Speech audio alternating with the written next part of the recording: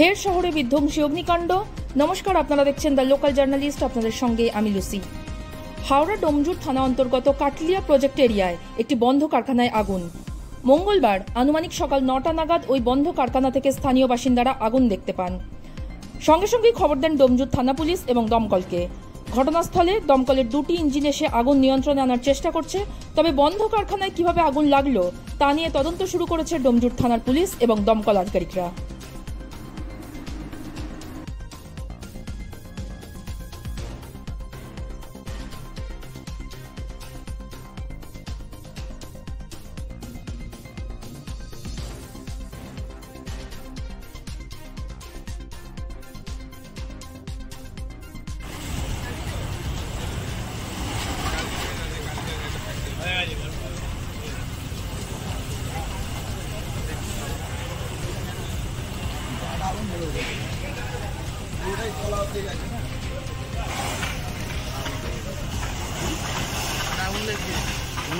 পুরোটা আস্তে আস্তে ধরতে ধরতে চলে গেল।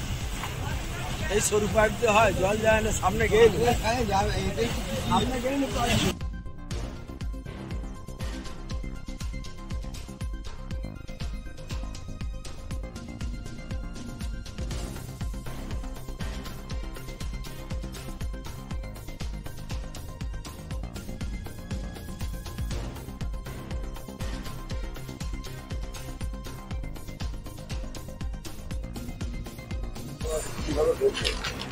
ঘটনাটা ঘটলো বলতে, পাশের যে ফ্যাক্টরি রয়েছে সেই ফ্যাক্টরিতে টিনগুলো খারাপ হয়ে গেছে।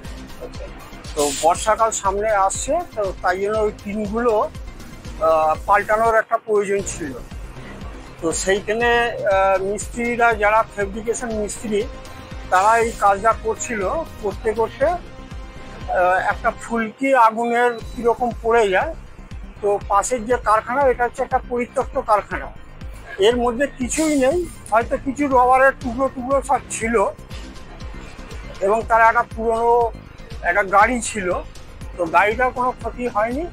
এবার রবারটা, এবার স্থানীয় লোকের সহযোগিতায় ওই গাড়িটাকে সরিয়ে দেওয়া হয়েছে, কিন্তু রবারগুলো যে পুরনো রবার, সেইগুলো আপনার পুড়ে গেছে।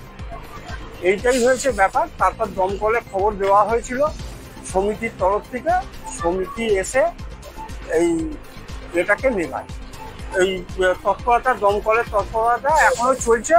আর কিছুক্ষণের মধ্যে, হ্যাঁ, একখানা আপাতত একটাই এসছে।